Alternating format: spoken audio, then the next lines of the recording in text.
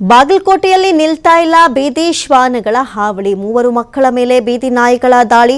ಜಮಖಂಡಿ ನಗರದ ವಿವಿಧ ಗಲ್ಲಿಗಳಲ್ಲಿ ನಾಯಿಗಳ ದಾಳಿ ಮಿತಿಮೀರಿಬಿಟ್ಟಿದೆ.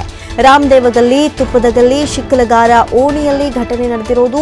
ಪಾಪ ಮಕ್ಕಳು ಆಟ ಆಡ್ತಾ ಇರ್ತಾರೆ. ಇಂಥ ಸಂದರ್ಭದಲ್ಲಿ ಏಕಾಏಕಿ ಬೀದಿ ಶ್ವಾನಗಳು ದಾಳಿಯನ್ನ ನಡೆಸಿದೆ. ರಾಮದೇವಗಲ್ಲಿಯ ಯುವನ್ ಸಾಗರ ಬಾಗೋಜಿ 5 ವರ್ಷ ಇವರಿಗೆ, ಇನ್ನು 6 ವರ್ಷದ ತುಪ್ಪದಗಲ್ಲಿಯ ಪ್ರಭು, ಇನ್ನು 4 ವರ್ಷದ ಶಿಕ್ಕಲಗಾರ ಓಣಿಯ ರೇಖಾ ಎಂಬುವವರಿಗೆ ಈ ಮಕ್ಕಳಿಗೆ ಗಾಯಗಳಾಗಿರುವಂಥದ್ದು. ಒಂದು ಕಡೆ ಬೀದಿ ನಾಯಿಗಳ ಉಪಟಳ ನಿಲ್ಲುವಂತಹ ಲಕ್ಷಣವೇ ಕಾಣಿಸ್ತಾ ಇಲ್ಲ. ಎಲ್ಲೆಡೆ ವ್ಯಾಪಿಸ್ಬಿಟ್ಟಿದೆ ಈ ರೀತಿ ಬೀದಿ ನಾಯಿಗಳ ಹಾವಳಿ. ಮಕ್ಕಳು, ವೃದ್ಧರು ಯಾರನ್ನೂ ನೋಡದೆ ಏಕಾಏಕಿ ದಾಳಿಗಳನ್ನ ನಡೆಸ್ತಾ ಇದೆ. ಒಂದು ಕಡೆ ಈ ರೇಬಿಸ್ ಭಯ, ಅಂಥದ್ರಲ್ಲಿ ಈ ರೀತಿಯಾಗಿ ನಗರಸಭೆಗಳು ಎಷ್ಟೇ ಎಚ್ಚೆತ್ತುಕೊಂಡ್ರು ಕೂಡ ಇಂಥ ಪ್ರಕರಣಗಳು ನಿಲ್ಲುವಂಥ ಲಕ್ಷಣವೇ ಕಾಣಿಸಿಕ್ತಾ ಇಲ್ಲ.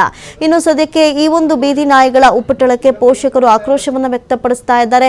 ಎಲ್ಲಿವರೆಗೂ ಇದೇ ರೀತಿ ತೊಂದರೆಗಳನ್ನ ಅನುಭವಿಸಬೇಕು? ರೋಡಲ್ಲಿ ಓಡಾಡೋದಕ್ಕೆ ಕಷ್ಟಕರವಾಗ್ಬಿಟ್ಟಿದೆ. ಮಕ್ಕಳು ತನ್ನ ಪಾಡಿಗೆ ತಾನು ಆಟ ಆಡೋದಕ್ಕೂ ಸ್ವಾತಂತ್ರ್ಯ ಇಲ್ದಂತ ಆಗ್ಬಿಟ್ಟಿದೆ.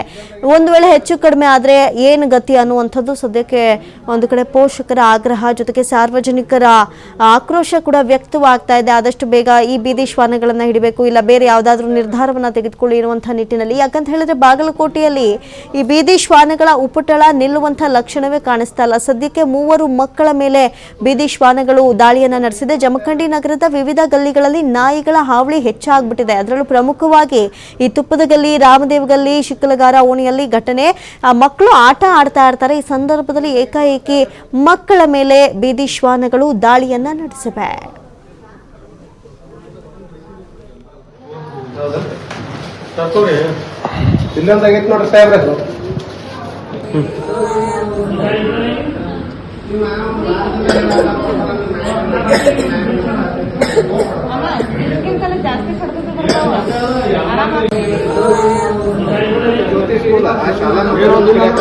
ಕಮಿಟ್ ಕಮ್ಮಿ ಒಂದು ಚೀಫ್ ಆಫೀಸರ್ ಅವ್ರಿಗೆ ಇಲ್ಲಾಂದ್ರೆ ಕಮಿಟ್ ಕಮ್ಮಿ ಒಂದು ಎಲ್ಲಾರು ನಮಗೆ ಕಂಪ್ಲೇಂಟ್ ಕೊಟ್ಟಾರ. ಮೊನ್ನೆ ವಿನೋದ್ ಕೋಟೆ ಅಂತ ಹೇಳಿ ನಮ್ಮಲ್ಲಿ ಒಂದು ಇದನ್ನಾಗಿತ್ತು ಕೇಸ್. ದೊಡ್ಡವರಿದ್ರಿ ಅವ್ರಿಗೆ ಕರೆದ್ರಿ, ಅವ್ರು ಹೋಗಿ ಕಂಪ್ಲೇಂಟ್ ಮಾಡ್ಯಾರ.